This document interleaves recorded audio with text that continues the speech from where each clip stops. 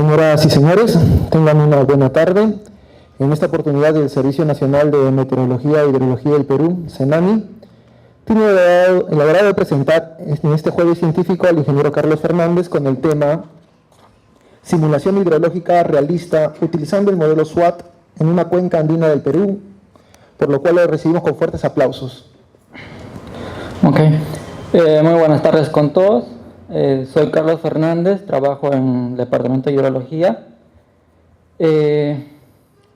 y bienvenidos a los Jueves Científicos. En esta oportunidad voy a compartir el tema de simulación hidrológica realista utilizando el modelo SWAT en una cuenca andina del Perú, específicamente una aplicación para la cuenca del río Vilcanota en Cusco.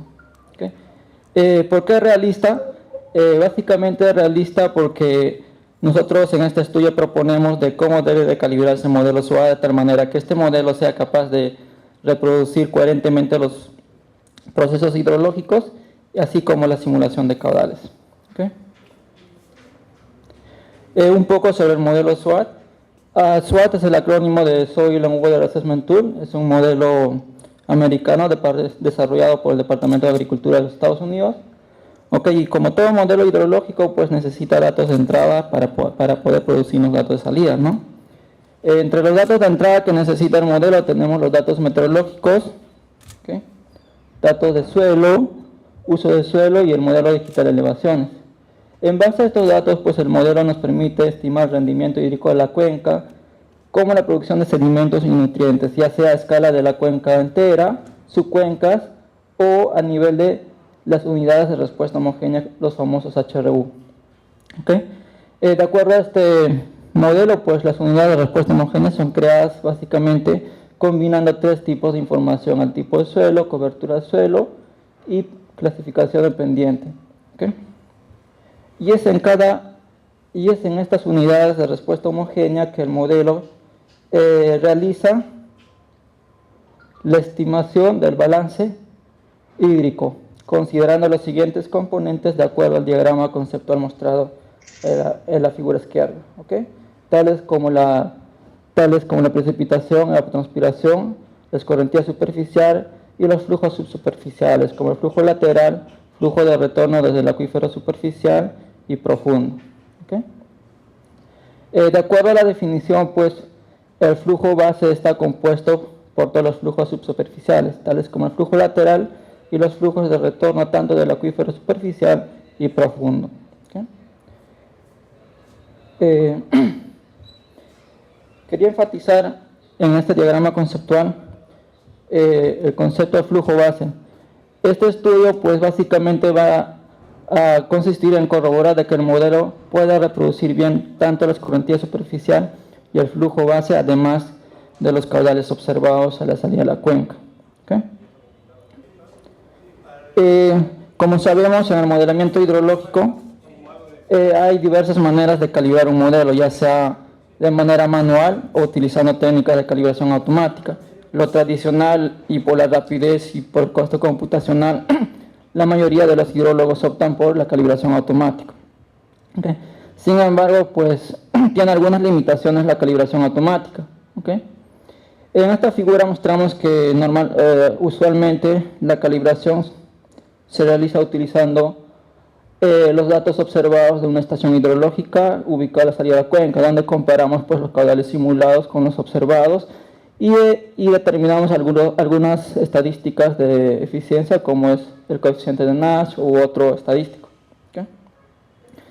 Entonces, una calibración automática pues nos puede optimizar los parámetros de tal manera que se reproduzca bien los caudales simulados, pero eso no nos garantiza de que el modelo va a reproducir bien los componentes del balance hídrico. ¿Okay? ¿Por qué?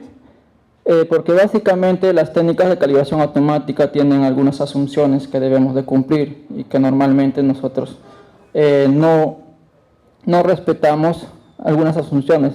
Por ejemplo, las técnicas de calibración automática, una de esas asunciones es que los parámetros son independientes. ¿Okay? Eso no se cumple en modelos complejos como es el modelo SWAT. ¿Por qué? Porque este modelo pues es un modelo no lineal. Al tener varios reservorios, ya sea de suelo, acuífero superficial y acuífero profundo. Por lo tanto, los parámetros no son independientes, se interrelacionan. ¿Okay? Entonces, basado en calibración automática podemos obtener resultados muy bonitos en cuanto al desempeño del modelo. Sin embargo, si nosotros queremos analizar ya los componentes del balance hídrico pueden ser no consistentes. ¿Okay? El objetivo de este estudio es demostrar cómo se debe calibrar el modelo SOA de tal manera que éste sea capaz de caracterizar los procesos hidrológicos y la simulación de caudales, en este caso para el caso de estudio que es la cuenca del río Vilcanota. ¿Okay? Nos vamos a centrar básicamente en la identificación de los parámetros más sensibles. ¿Okay? Para ello nosotros proponemos esta metodología, ¿okay? Donde realizamos un análisis de sensibilidad de los parámetros de manera multiobjetivo basado en procesos. ¿Qué quiere decir? Que analizamos de cómo cada parámetro influye en el desempeño del modelo en la simulación de caudales. Para ello comparamos los caudales observados, simulados versus los observados y verificamos cómo cada parámetro del modelo influye en el coeficiente de masa y en el porcentaje de vías. ¿Okay? Simultáneamente analizamos de cómo cada parámetro influye en los procesos hidrológicos, tales como la evapotranspiración, escorrentía superficial y el flujo base. ¿Okay? Entonces, ¿por qué hacemos esto? Porque al seleccionar de esta manera los parámetros más sensibles, vamos a identificar aquellos parámetros que realmente deberíamos de calibrar para que los resultados sean consistentes. ¿Okay? Bueno, el índice de base flujo calculado por SWOT pues se va a representar como la relación entre el base flujo estimado por SWOT respecto al rendimiento hídrico, ¿okay? Que se muestra aquí en esta ecuación. El área de estudio es la cuenca del río Vilcanota. ¿Okay? La cuenca del río Vilcanota está ubicada en el departamento de Cusco. ¿Okay? Aquí en esta figura podemos apreciar la delimitación de la cuenca, la red de drenaje, las estaciones meteorológicas utilizadas, así como la hidrológica, a la salida de la cuenca, que es la estación kilómetro 105. Está ubicado a la altura de Aguas Calientes, en Cusco. ¿Okay? La cuenca pues tiene algunas características, por ejemplo, en cuanto a elevación, tiene un rango, el punto más bajo está sobre los 2.100 metros y el punto más alto pues está sobre los 6.300 metros sobre el nivel del mar. ¿Okay? La precipitación promedio multianual en la cuenca es de 800 milímetros, donde el 80% de la precipitación pues se contribuye en los meses de octubre a marzo. Las descargas son muy variables, siendo de 30 metros cúbicos en la temporada de estiaje hasta 1.100 metros cúbicos en la temporada lluviosa. ¿Okay? En este cuadro se muestran los datos utilizados para configurar el modelo, ¿okay? Y las respectivas fuentes de donde se han obtenido. En esta figura inicial de la derecha izquierda podemos apreciar los resultados de la simulación inicial, donde podemos ver el diagrama de precipitación, ¿okay? Para el periodo, en este caso, de calibración entre el 2004 y el 2010, donde las líneas rojas indican los caudales simulados y la línea negra pues indica los caudales observados. Entonces, como podemos apreciar en este gráfico, podemos ver que en la temporada lluviosa, casi en todos los años, el modelo sobreestima a los caudales observados. ¿Okay? ¿Qué más podemos observar? En la temporada de estiaje, pues el modelo subestima a los caudales observados. ¿Okay? Entonces tenemos dos problemas, sobre algunos picos, excesos en la temporada lluviosa y subestimación en la temporada de estiaje. ¿Okay? Entonces, basado en esta primera simulación, nosotros analizamos qué procesos pueden estar relacionados con estos problemas. Por ejemplo, ¿qué procesos creen que estaría relacionado con la producción de estos excesos de caudales simulados? Si nosotros nos basamos en el diagrama conceptual del modelo, que básicamente nos da a conocer la estructura del modelo, pues ¿qué proceso estaría relacionado con los caudales picos? ¿La escorrentía superficial, el caudal lateral o el flujo de retorno de los acuíferos? ¿Cuál de ellos creen que sería? ¿Sí?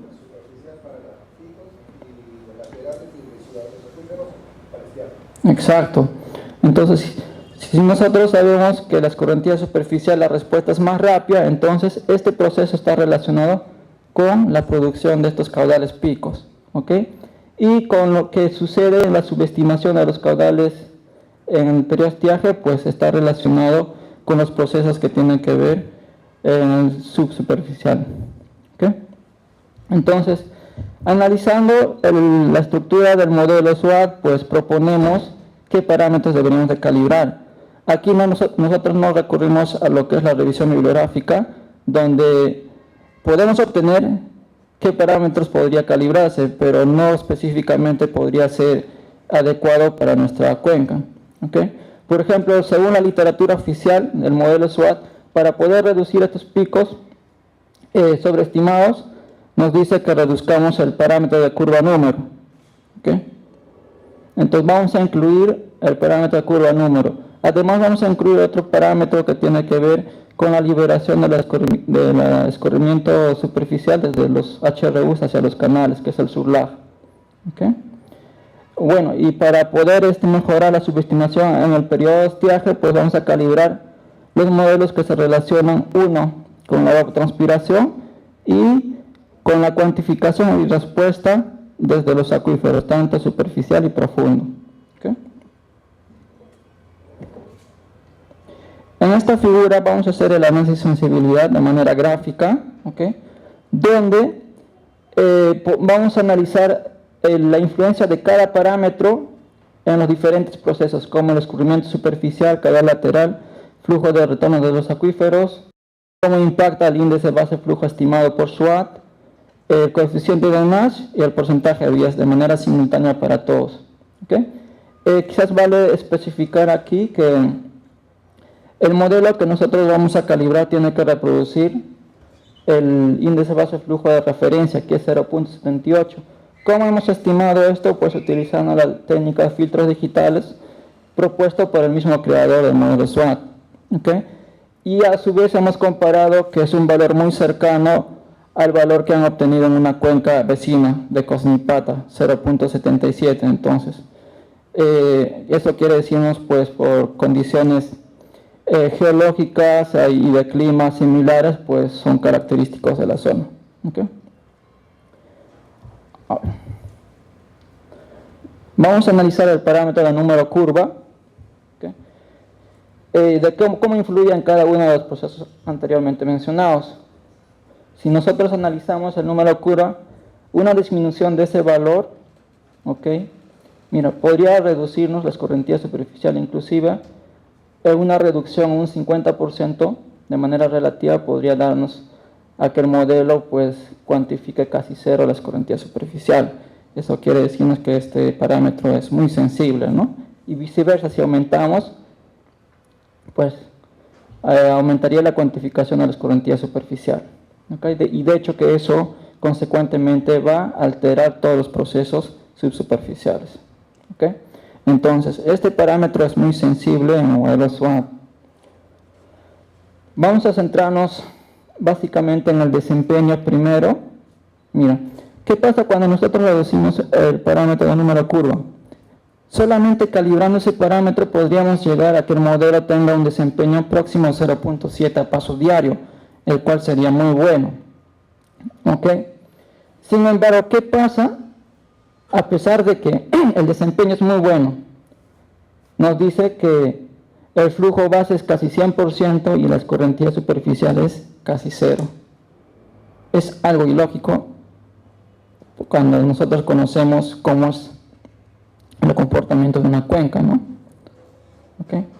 Entonces, esto nos puede llevar al problema de equifinalidad en los parámetros, donde pues la consideración en la calibración del parámetro número curva nos puede conllevar a buenos desempeños del modelo, pero a la mala representación de los componentes del balance hídrico. ¿Okay? Vamos a analizar un parámetro que es la densidad aparente del suelo, ¿okay? Y de cómo influye en cada proceso. Podemos ver que la densidad aparente pues hace que el modelo represente bien el índice de flujo, ¿okay? Y a su vez mejore el coeficiente de Nash, el porcentaje de vías de manera relativa, ¿okay? ¿A qué nos lleva si la propuesta de la calibración de densidad aparente? Pues si ya mejoramos, ya que el modelo alcance a representar el índice base de flujo de referencia, pues ya no sería necesaria la calibración del parámetro de número curva. ¿Ok? Ahora, ¿por qué propongo calibrar el parámetro de densidad aparente? Porque en condiciones iniciales del modelo los valores de densidad aparente están alrededor de 1, que corresponde prácticamente a suelos arcillosos. ¿Ok? Entonces, de alguna manera aumento los valores de densidad aparente, pues para que se asemeje a la respuesta de un suelo, digamos, franco. ¿Okay? Ahora, el siguiente parámetro que se ha analizado es la capacidad de agua disponible para las plantas, el SOL AWC. ¿Okay? Básicamente influye este parámetro en lo que es el porcentaje de vías. ¿Qué hace? De lo que el modelo subestimaba en promedio de 20%, mejora alcanzando a 0, el cual se requiere, ¿no?, para que el modelo sea bueno. ¿Okay?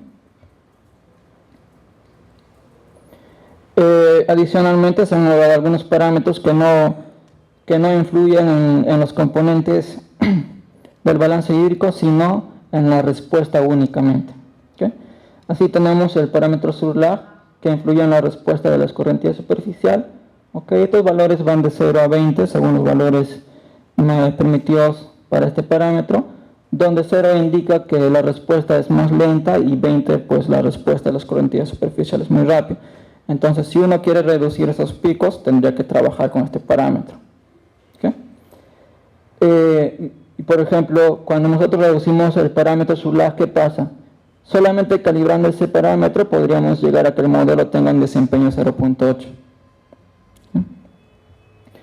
El otro parámetro fue el parámetro relacionado a la cuantificación de agua en los acuíferos, ¿okay? Donde la reducción de este parámetro pues mejora el porcentaje de vías. ¿Okay? Entonces, basado en este análisis, nosotros identificamos 5 parámetros y en qué rangos deberíamos de calibrar. ¿Okay? Y finalmente, basado en esta identificación y los rangos identificados, pues mediante el algoritmo de optimización SUFI2 obtenemos los valores óptimos para cada parámetro. ¿Okay? Vamos a ver aquí los resultados ya del modelo calibrado en la simulación de caudales, tanto a paso diario, a paso mensual, para la etapa de calibración y validación del modelo. ¿Okay? En la figura podemos apreciar en la parte superior de color azul es el hietograma de precipitación, ¿okay? Y la línea de color negro pues indica los caudales observados.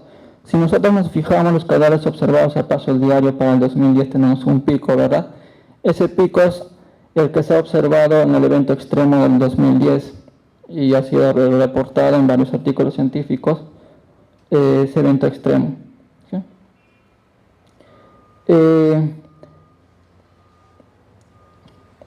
Okay.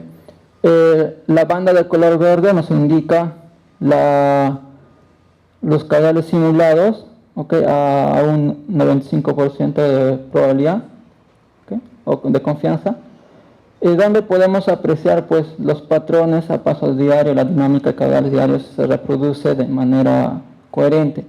Okay, incluso se representa el pico observado en el 2010. Okay. ¿Qué nos dicen los estadísticos de desempeño? Que el Nash a paso diario es de 0.73, tanto en la etapa de calibración y aún mucho mejor en validación. ¿Okay? Y el porcentaje de vías pues es próximo a 0, el cual buscamos siempre en el modelamiento hidrológico. ¿Okay? Ahora, ¿qué pasa a paso mensual? Podemos ver que los estadísticos de desempeño son mucho mejores aún. Nash por encima de 0.9 y porcentaje de vía cercano a 0. ¿Okay? Estadísticamente podemos ver que es bonito, pero esto alcanzamos analizando qué parámetros deberíamos de calibrar y identificando correctamente en qué rangos. ¿Okay? El objetivo de este trabajo no solo es alcanzar estos estadísticos que sean tan bonitos, sino que el modelo sea capaz de cuantificar la escorrentía superficial y el flujo gas, que a continuación vamos a ver. El modelo calibrado pues nos dice que el balance hídrico de la cuenca sería de la siguiente manera. Tenemos una precipitación de promedio multianual de 814 milímetros, ¿okay? Del cual 51% se pierde por evapotranspiración real, ¿okay? Y el resto, que es 49%, pues se traduce como el rendimiento hídrico de la cuenca, ¿okay? Que en total representa 395 milímetros. De estos 395 milímetros, pues 21% es aportado por la escorrentía superficial y 79% por el flujo base. ¿Okay? Y finalmente comparamos que el 79% representado por el modelo SWAT se aproxima al índice de flujo base de referencia, ¿okay? Y es muy similar al observado en una cuenca vecina, determinado en base a pruebas de isótopos estables, ¿okay? Entonces, de aquí podríamos sacar una conclusión de que nosotros hemos planteado una metodología de tal manera que el modelo pueda representar la simulación de caudales y los componentes del balance hídrico de manera consistente. Un modelo calibrado de esta manera nos permite caracterizar cómo es el rendimiento hídrico a lo largo de la cuenca. Aquí podemos apreciar que los altos rendimientos hídricos están dados a la salida de la cuenca, porque básicamente ya es la ceja de la selva, y pues a lo largo de la parte andina pues tenemos rendimientos hídricos muy bajos. Incluso nos podríamos decir al rendimiento hídrico en cuánto por ciento contribuye el flujo base y en cuánto por ciento la escorrentía superficial. Y en promedio podemos apreciar que el 80% es contribuida por el flujo base y 20% por escorrentía superficial. ¿Para qué es importante este mapa? Con este mapa nosotros tendríamos ya una idea, por ejemplo, en qué área se produce las altas tasas de escorrentía superficial. ¿Por qué es importante identificar las zonas donde se produce altas tasas de escorrentía superficial? ¿Qué produce la escorrentía superficial? La erosión del suelo. Entonces, un mapa que nos dice dónde se produce las mayores tasas de escorrentía superficial nos podría indicar para poder plantear estrategias para reducir la erosión del suelo, que pueden ser proyectos de prácticas de conservación de suelos, reforestaciones, zanjas de infiltración, etc. ¿Okay?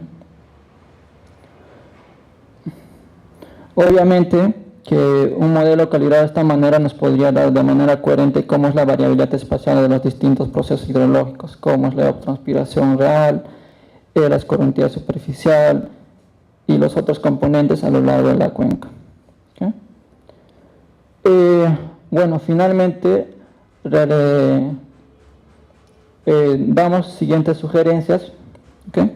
Cuando nosotros queremos utilizar un modelo hidrológico para poder evaluar los impactos de cambio climático, los impactos de cambio de cobertura o la cuantificación de sedimentos o incluso los mismos procesos hidrológicos, pues deberíamos de utilizar un modelo calibrado el cual sea capaz de reproducir tanto la simulación de caudales y los componentes del balance hídrico.